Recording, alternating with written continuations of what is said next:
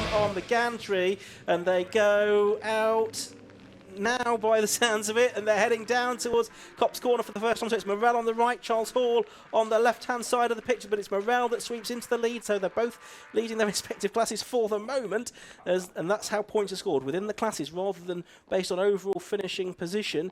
Down towards Beckett's they come for the first time then, and Leon Morell is pulling away here from Charles Hall in second place. Crucially, he's also got daylight between himself and his nearest classed rivals as well. Charles Hall loses an overall position there. Who was that to? Try and pick that up in a minute, but the Sports 1000 cars are getting their race underway now. That the drop of the Union flag, and it is Ryan Yarrow on the right-hand side of the picture, Dan Clues on the left-hand side of the picture, and it's Clues that is behind Yarrow as they go into the first corner. It looks like the second of the Bikesports cars there is Philip Brown, number 11, and he is in a Class B car, so that doesn't matter from Charles Hall's point of view. But third is Hall, and fourth is the number 16 car of John McLeod, also in a Class B car. Here, Ryan Yarrow's got a decent lead, hasn't he, Marcus, in the Sports 1000 pod race? He appears to have, and here's the Optimists going for their wets.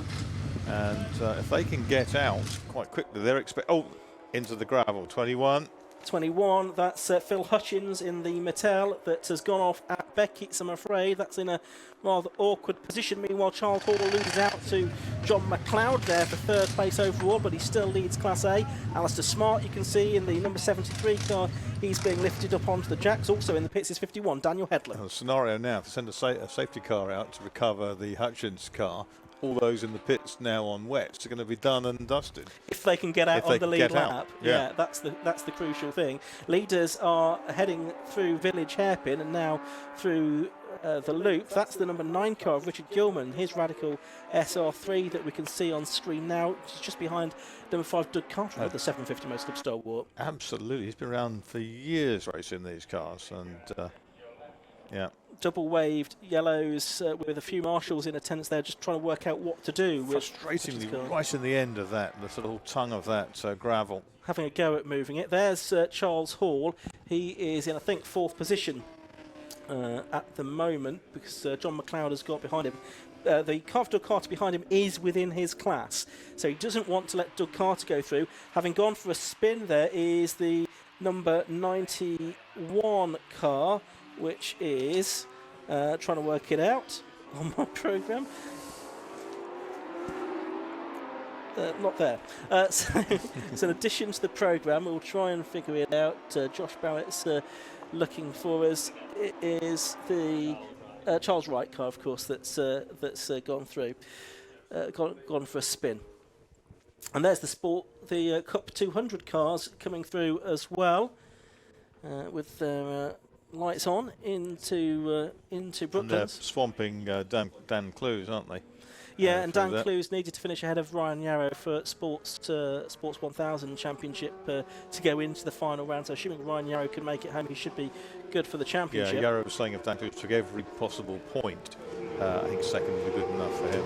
Into the pits comes number 90, that's William Patterson, the Scottish driver. Again, perhaps not fancying it on slicks, having been out there for a lap. So he's going to head into the pit lane. Yellow lights I could see flashing on the gantry there. I don't think we have a safety car out at this point. Still, we have just a single waved yellow in flag now for the Phil Hutchins car. The marshals having retreated. There is Ryan Yarrow leading. It's Colin Chapman in second place. And in third place, it's the Wolf, isn't it, of Seamus Heaney. So that's their 15th, 16th and 17th place overall. I'm intrigued by the progress of Tim Harmer from way down up into 7th place in the 15. And look, you can see the two Cup 200 cars were lit together there. Richard Webb and David Watson as another car into the pits there. That's the number 23 car of Dominic Langdon down. So the RJ Motorsport team getting to work. We've got a spinner as well. That's Gilman, isn't it? May well be. I'm trying to work out exactly where that is on the circuit that he's had that moment. But nevertheless, he's stationary somewhere we probably don't want him to be. And that is at Club Corner, is it not? So they're all having to go around the outside. I think he's got the car fired up again. And they're turning their way through club corner. So it's Yarrow leading, and we've had the change for second there because through has gone the number 99 car of Seamus Heaney. He's now ahead of Colin Chapman, who's in third place. Then you've got the two Cup 200 cars, fourth and fifth, and a mistake there from, I think that was Dave Watson in the number 88. No, it's Richard Webb in the 88 car, isn't it? So he's behind Dave Watson in the 85 car in the Cup 200 part of the race as things stand. We've got 9 3/4 minutes of this race left to go. Colin Chapman there in third position in the Sports 1000 part of the race, but he's possibly going to be attacked very shortly by Dave Watson in the first of the Cup 200 cars as they making their way onto the Wellington Straight once again. Very close battle between Charles Hall and Doug Carter, and of course that's going to be important for the championship as well. They came across the line that time only about half a second apart for the lead of Class A, and Charles Hall needing to win Class A. Just a thought on Leon Morel. I wonder whether he might be on wet tyres because he looks very sure-footed at the moment. And he's, 10 seconds clear after 2 laps, 10.7. Yeah, with Philip Brown, number 11 in second place, number 16, John McLeod in the invitation class in third. Or McLeod, as he's called on the screen. Indeed. There's the 44 car of Carl Austin, who's just ahead of the number 81 car, which is Clues. There is the 15, the Revelation. The Revelation is progressing really, really well. And this is Tim Harmer from way down the field. First time out as we understand it. And closing in now on Doug Carter. He made a Revelation Formula 4, I think 20 odd years ago. And this is looking very promising for Tim Harmer. Down from the north, and good speed out of Woodcote. He's going to gobble up Doug Carter by the looks of things down towards Copse. He's certainly on the inside there. He's also a Class A car like Charles Hall, who continues to lead Class A, so Charles Hall doesn't want any more opposition heading in his general direction. Well, I don't think. It's imminent. Yeah. The arrival of the Revelation is imminent. There they are, indeed, in the same shot. Yeah. And he's got past 24. That's a lap down. A lap down one of the cars that I think probably had been in. Yeah, that's Ian Charles. Yeah, and here he is now absolutely pulling out to overtake 77 class leader Charles Hall, and through goes Tim Harmer. Runs a bit wide on the exit though, so the Revelation has gone through. The Mattel is fighting back though. Charles Hall in the 77 car is going to have the inside line for Brooklands. Is he going to get the car turning first? No, the Revelation's just got its nose in front and sweeps through on the outside. Yeah, a little more downforce perhaps. It looks like it's cut out for that.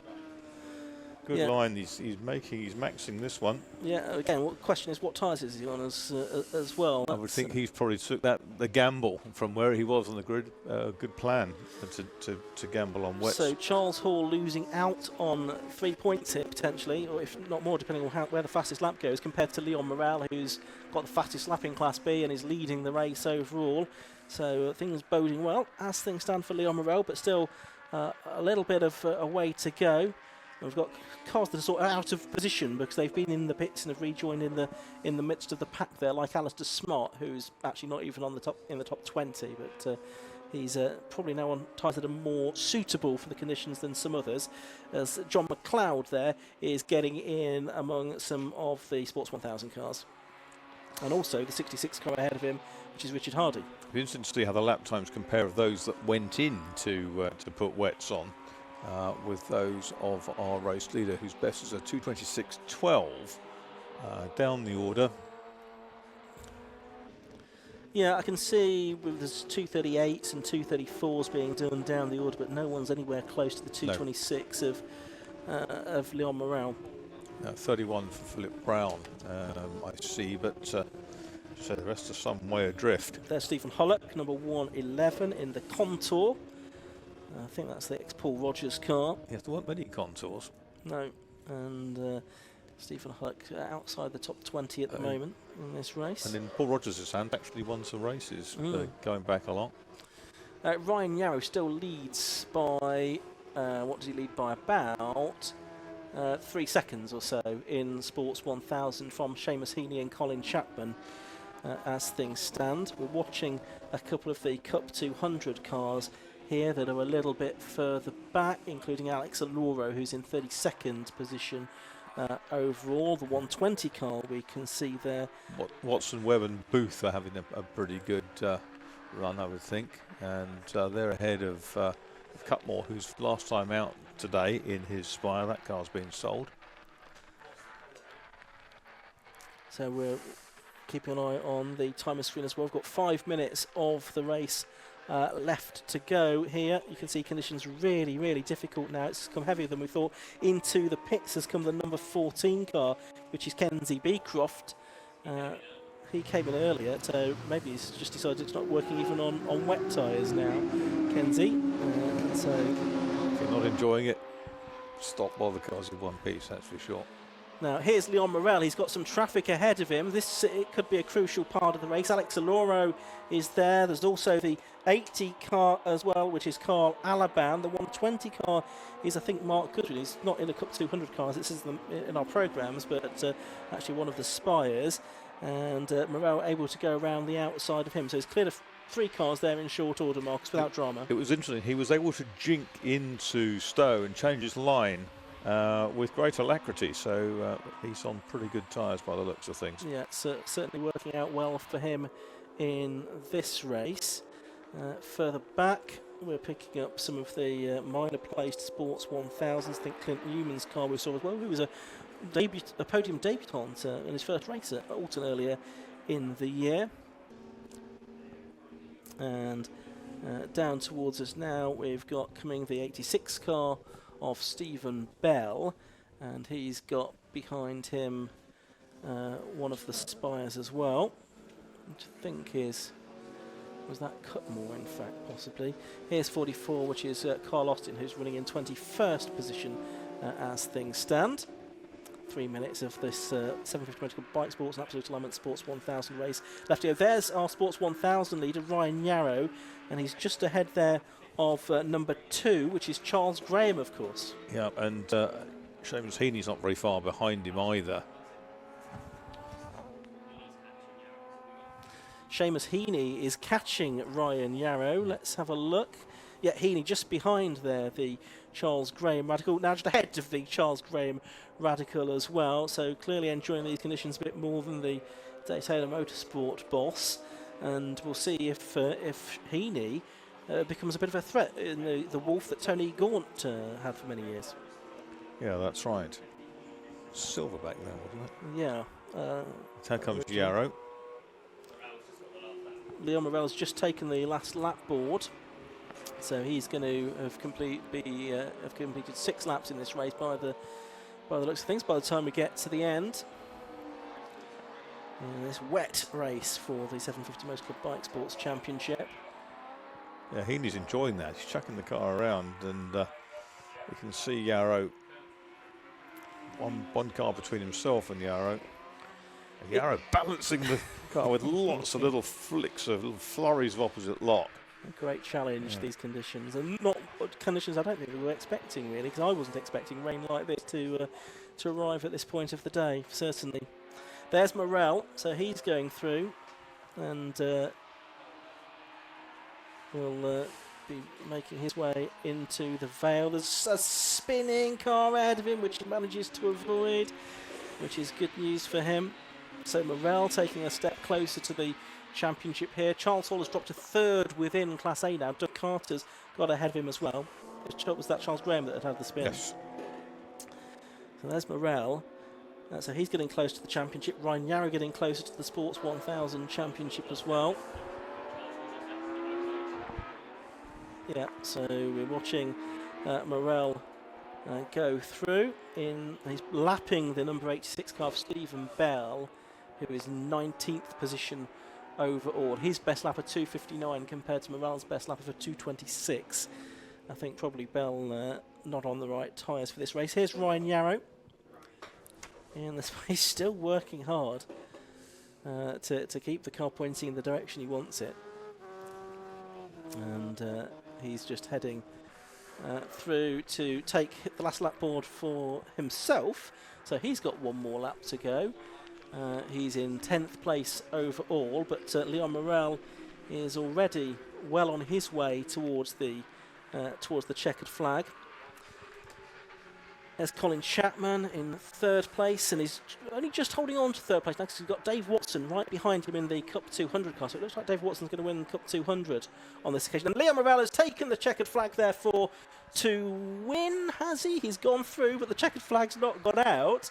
That time the last lap board was still out, but he has gone through again. But we think, therefore, the flag should have gone out, so Leon Morel should, therefore, be the winner of that race. But bizarrely, the last lap board still being shown. The number 8 Gordon Duncan. car of Gordon Duncan, the Scot, who had a win earlier this season at Croft, has taken the win. We'd not quite got to 15 minutes, so they've obviously decided to give it an extra lap. So we'll forget everything we were saying, and we'll go back to what we originally thought. So Leon Morel continues to lead. Let's hope, for his sake, nothing goes wrong on this lap. Race drivers don't tend to stop until they see the checkered flag. Exactly. Even if they've seen the last lap board. There is Morel rounding Stowe Corner, tucking down into the Vale and approaching Club, and he's about to lap the John Cutsmore Spire. John stays well out of the way. Very, very sideways. All three abreast in the middle of Club, and through comes the MK on the inside. And this is exactly what Leon Morel does not want to get involved with. Meanwhile, David Watson just behind Colin Chapman, and just ahead of Colin Chapman now, as Leon Morel is coming through to lap them. So that's Watson up to third place overall in the Sports 1000 grid, and leading the Cup 200 cars. There's Ryan Yarrow, who is gesticulating to a car behind him to do something. I think pass him on my left. It's one of the radicals, so that's Ryan Yarrow, who's going to have just over one lap to go, therefore. He's protecting his tyres by the looks of things, the driver in the radical down the outside, which is number 9. Robert Gilman recovering from that early spin. Absolutely right. So, turning their way through Luffield goes Ryan Yarrow. And he's going to be taking the last lap ball. Meanwhile, Morel can't be too far away from the checkered flag himself now. There's our second place Sports 1000 driver. Here's Morel, and we'll follow him through to what should be the checkered flag this time. Checkered flag is being made ready, and Leon Morel it is that wins the race. And I think that's also the championship shown up as well for Leon Morel. Leon Morel then provisionally the champion of Bikesports for this season, unless something happens to Charles Hall to get him a few more points in the closing stages of the race. But Morel's taken fastest lap as well. By a country mile. Yeah, absolutely right. So he's taken a maximum 16 points from that race. Charles Hall has taken 10. So, yeah, the most Hall can get now is 137 points, and the most minimum Morel has got is 138. So I reckon provisionally that's the championship for Leon Morel. He certainly seems to think so. He's very happy with that result. So congratulations to him. Philip Brown has just gone across the line in second place, number 11, and it should be John McLeod third. Here, though, is our Sports 1000, or there was our Sports 1000 leader just going through. And we'll try and pick him up again in a moment as watching more cars come across the finish line to end their races. So John McLeod has just gone through in third, but here is Ryan Yarrow down into Vale for the final time. He's leading by about 5 or 6 seconds. Oh, and problems at the end for Stephen Hullock, who has been collected by another car at Woodcote Corner. He's just going to limp that car into the pit lane. So right at the end of the race, dramas for Stephen Hullock. Luckily, he's got his car off the circuit. Because that would have been quite nasty for cars coming round through Woodcote Corner, Luffield and Woodcote Corner unsighted. That's ripped the front suspension unit right out by the looks of things. Yeah, so it must have been a hefty whack from someone. Maybe the car that we've just seen limping down the pit lane. With a savaged rear wheel arch. Yeah. On its one right hand side. One of the Cup 200 cars. Here's Yarrow then. He's continuing his way around. He's heading through Village, now through the loop. A reasonable distance clear of Seamus Heaney, and Richard Webberkins has also got his way ahead of Colin Chapman as well. So Colin Chapman not going to finish in the top 3, which is good news for him in a way, because it means he's still eligible for the Sporting Cup. As soon as you're finished inside the top 3, you're not allowed to be in the point standings for the Sporting Cup. So I'm sure it was all very much deliberate on his part not to finish in the top 3, as Ryan Yarrow is lapping there the number 34 car, which is Stephen Dean's Spire, the driver from Cranbrook, but it's the man from Bury, already won the Sports 1000 Championship a couple of times in the last few seasons. Ryan Yarrow is about to win it again. He turns his way through Lovefield, accelerates his way past a bit of broken spire up towards the checkered flag, and he wins the Absolute Alignment Sports 1000 Championship race and the championship as well. So Ryan Yarrow is our Absolute Alignment Sports 1000 champion for 2023. Leon Morel provisionally the champion in Bikesports. There you can see Stephen Hollott's savaged car on 3 wheels making its way back into the garages, having taken a whack from we think one of the Cup 200 cars in that race. But congratulations to Ryan Yarrow. As it turned out, a pretty dominant win that in the Sports 1000s, Marcus. Yeah, it looks like it. And did Heaney get lapped towards the end, I wonder, or was he just not back? I think he must have been. I think he must have been lapped, mustn't he? Heaney's second in that. Yeah. So Yarrow was the only finisher on the lead lap in the Sports 1000. Yeah, I can just see Heaney coming down the pit lane now. Yeah, he was second. Then it's Watson and Webb, 85 and 88 in the MKs. Glenn Chapman 5th, and Cutmore 6th over all of those. Let's have a look at the classification then. We're going to go down to Josh, in fact. Are we, first of all? We've not had a chance to go through the... So we're going down to Josh Barrett. So we're down in the pit lane, and the race winner, and now we think the champion as well, Leon Morel in the 750 Motor Club Bikesports Championship, has made his way down into the pit lane. And Leon, who had some bad luck yesterday in the Burkitt Relay, it's all come good in this opening race. And importantly, it was the wet tyres, Leon, that did you good, and we think that's the championship as well. Oh, I'll be absolutely made up if it is.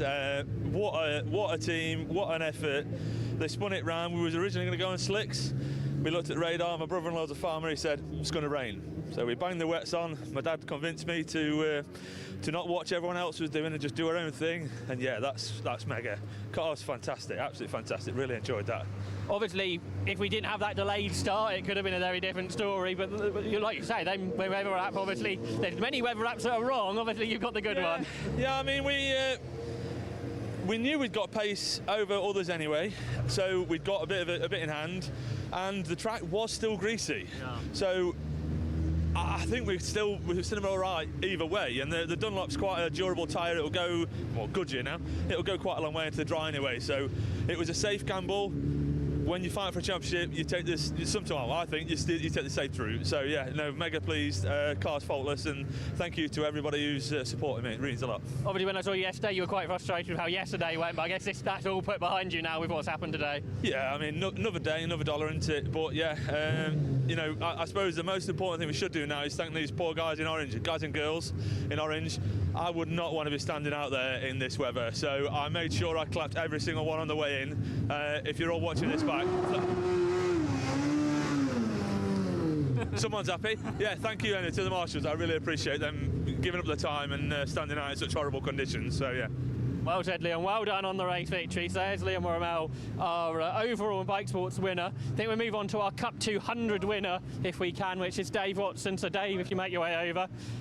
Cup 200 win, Dave, and third in the Sports 1000s as well, which you may not know. So well done. No, yeah, great.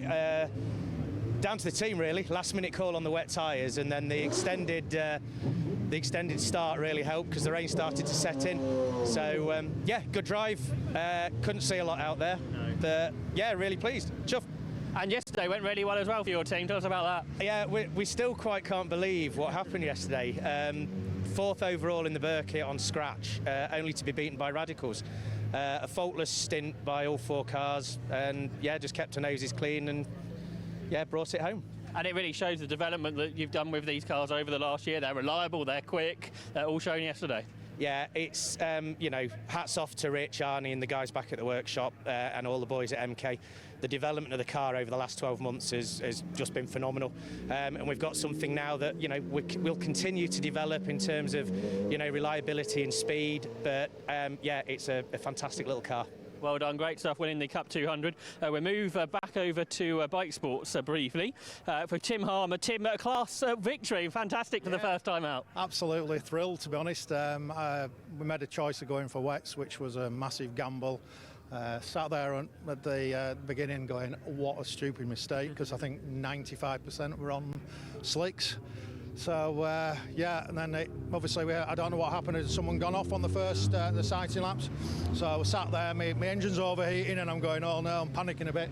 But anyway, got a good run, enjoyed it.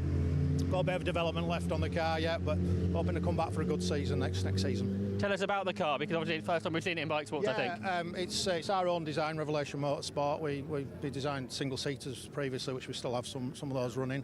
I started this project quite a long time ago, but lots of other things got in the way. Yeah. So finally we've got here. So we've done a little bit of testing this season, just ready for this, and hopefully we'll be able to do a full season next year. That's the aim. So how long has it been the development been of this car? It's been in this guise for two years when we started it. So properly got it going beginning of this year. So we were hoping to come out earlier, to be honest, but we had a few little issues, so we put it on the back burner. And just really nice to come here and enjoy Silverstone GP. Shame it's not dry, but so. Yeah, maybe later, but now it looks less likely than it once did. Yeah. Well done on a class win. So there's Tim Harmer. We'll go back round to Sports 1000, so we're jumping around a little bit.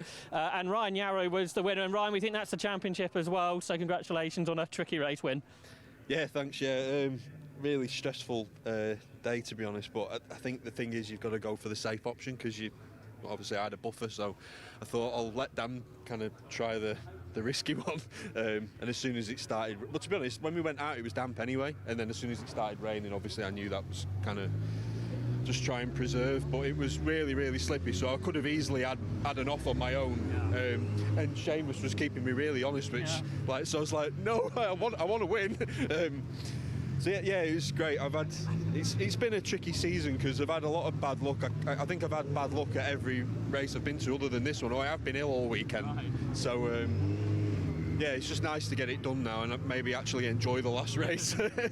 Marcus Pye was watching you, and the car's so twitchy in these conditions. Tell us what that's like to control. Yeah, it's the limit is so close that you can kind of play with it, so you're not waiting for it to snap on you. You're kind of on it all the time because there is no grip. But it's tricky because sometimes it's different lap on lap, and then you think, oh, I could have done that faster, and the next time you come round and it snaps on you. And yeah, I would normally play with it a bit more, but given what's at stake, I was being a bit softer than normal. Yeah, it was good fun. Well done on the win, congratulations. And then we go now to second place in Sports 1000, which was Seamus Heaney. Seamus made you wait, but second place, a fantastic result. Not too bad at all. Quite chuffed with it, given it's only the second meeting we've done in it, and obviously Anglesey, we had a few little issues with the car, but we seem to have gotten them knocked on the head now, and it's behaving lovely now. And you've obviously got lots of Spies and Mattels out there, but it's great to have a different type of car at the front. For sure. It's it comes with its own set of challenges for sure, in terms of sort of spares for it. We've got to make everything, but I mean, aside from that, it's, as you can see, it's pretty rapid when it's in the right hands for sure. And how much racing have you done before bringing this one out? So we did a couple of years in MX5 Super Cup before this, and then moved on to these just because it seems like this is the sort of best value for money you can get in terms of speed in the UK, because these are properly rapid.